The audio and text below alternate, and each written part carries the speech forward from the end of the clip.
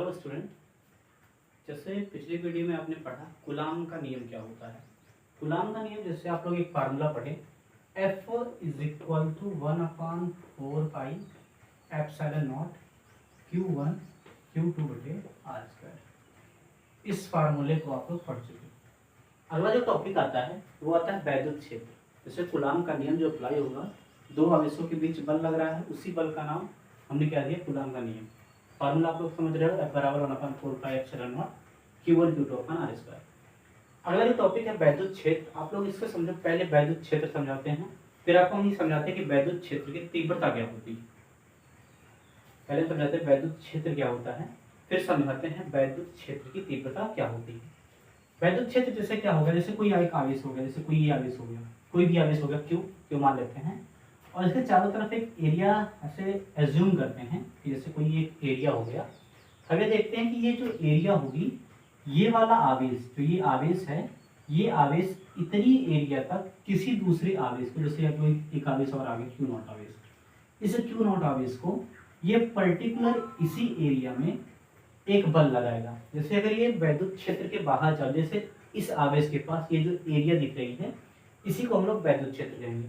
ये एक सिंगल आवेश भी हो सकता है, आवेश का समूह भी हो सकता है। तो जैसे ये क्यू नॉट आवेश है, इस क्यू के पास आएगा, जैसे ही वैद्युत क्षेत्र में आएगा इस पर बल लगना स्टार्ट हो जाएगा। अब ये सभी जगहों पर बल अलग अलग लगेगा। जैसे ये अभी आप समझे कि इस आवेश के पास ये जो एरिया है, इसी को हम लोग कहेंगे वैद्युत क्षेत्र कहेंगे। लेकिन अगर वैद्युत क्षेत्र की तीव्रता की बात करेंगे, तो जैसे ये आवेश एक जगह यहाँ पर आ गया, दूसरी जगह यहाँ पर आ गया। जैसे क्यू नॉट एक कंडीशन लेते हैं, जैसे ये फर्स्ट कंडीशन है क्यू नॉट की, और सेकंड कंडीशन लेते हैं क्यू नॉट की यहाँ पर है। तो आप लोग ये समझ पा रहे होंगे कि दूरी बढ़ने से जो ये बल होता है वो कम होता है। जैसे पहले स्थान पर क्यू नॉट है, इस पर जो बल लगेगा क्यू नॉट का क्यू पर, और दूसरे जगह पर क्यू नॉट और क्यू पर जो बल लगेगा, पहले की तुलना में दूसरे वाले पर बल ज्यादा लगेगा। जब भी दूसरे वाले पर बल ज्यादा लगेगा तो हम ये समझेंगे कि यहाँ पर वैद्युत क्षेत्र की तीव्रता या इंटेंसिटी ज्यादा है और दूसरे वाले पर इंटेंसिटी कम है। तो वैद्युत क्षेत्र की तीव्रता अगर डिसाइड करना हुआ, डिराइव करना हुआ, तो वैद्युत क्षेत्र की तीव्रता को हम लोग लिखेंगे ई से। ये हो गया वैद्युत क्षेत्र की तीव्रता। अब ये जो वैद्युत क्षेत्र की तीव्रता है, ये क्यू नॉट आवेश, जो ये आवेश है, इस पर जो बल लगेगा, इसी बल को हम लोग कहते हैं वैद्युत क्षेत्र की तीव्रता। फार्मूला मिलेगा ई बराबर एफ बटा क्यू नॉट। जैसे अगर परिभाषा की बात करेंगे, इसके डेफिनेशन की, तो अगर हम बात करें क्यू नॉट 1 हो जाए, क्यू नॉट कितना हो जाए, 1 हो जाए, मतलब एकांक आवेश पर लगने वाला बल जो होगा वो वैद्युत क्षेत्र की तीव्रता कहलाएगी।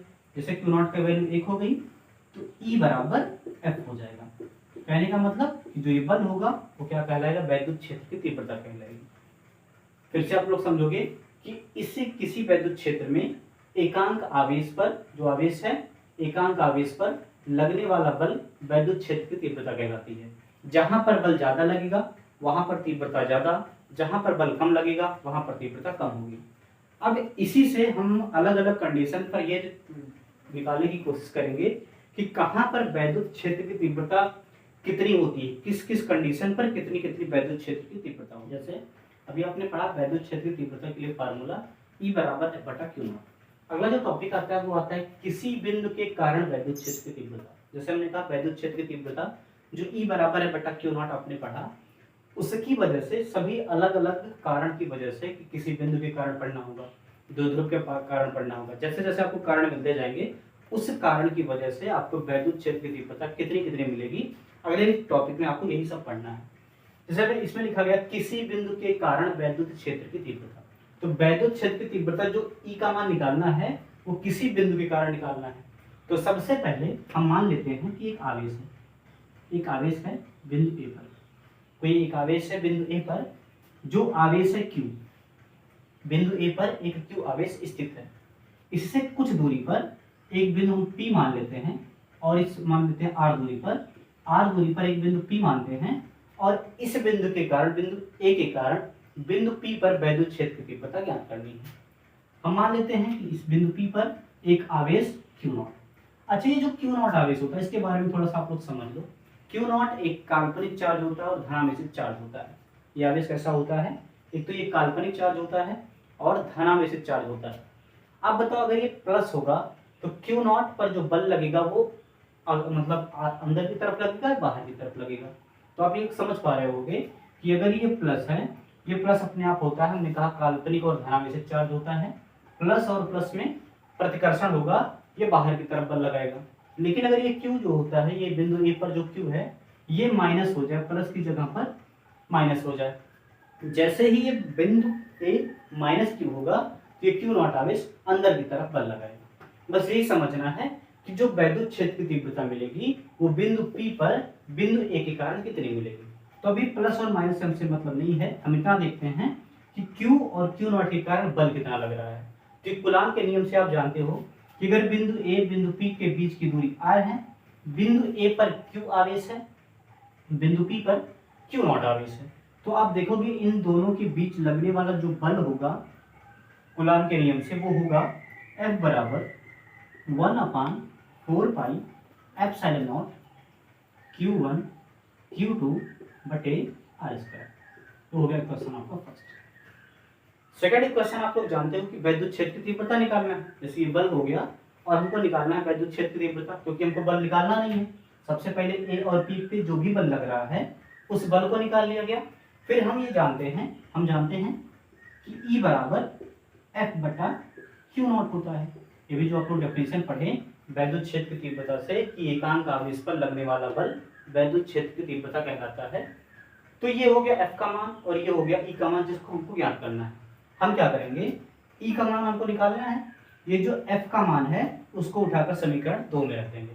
तो जो समीकरण 1 से F की जो वैल्यू है उसको समीकरण 2 में रखते हैं, और जब समीकरण 2 में रखते हैं आप देखोगे E बराबर मिलेगा 1/4 पाई एप्सिलॉन नॉट Q1, यहाँ पर मिस्टेक थोड़ा सा हो गया, यहाँ पर Q1 Q2 ना होकर Q और Q नॉट होगा, यहाँ पर Q होगा और यहाँ पर Q नॉट होगा।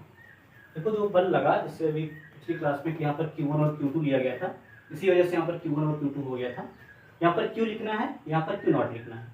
तो यहाँ पर Q हो गया, यहाँ पर Q नॉट, कहने का मतलब यहाँ पर Q, यहाँ पर Q नॉट और बटे r स्क्वायर, फिर पूरे का बटे यहाँ पर Q नॉट, इस Q नॉट से ये Q नॉट कैंसिल हो गया, मिला क्या E बराबर 1/4 pi epsilon not Q/r square. ये मिला वैद्युत क्षेत्र की तीव्रता। कहने का मतलब किसी बिंदु के कारण वैद्युत क्षेत्र की तीव्रता, जो बिंदु P पर वैद्युत क्षेत्र की तीव्रता निकालनी है बिंदु A के कारण, वो निकल कर आई E बराबर 1/4 pi epsilon not Q/r square. मात्रक पूछा जाए तो मात्रक हुआ न्यूटन प्रति कूलम। जो वैद्युत क्षेत्र की तीव्रता का मात्रक होता है वो होता है न्यूटन प्रति कूलम। अगला जो टॉपिक होगा वो होगा वैद्युत विद्युत। तो ये सारी चीजें आप लोग एक बार रिवाइज करोगे।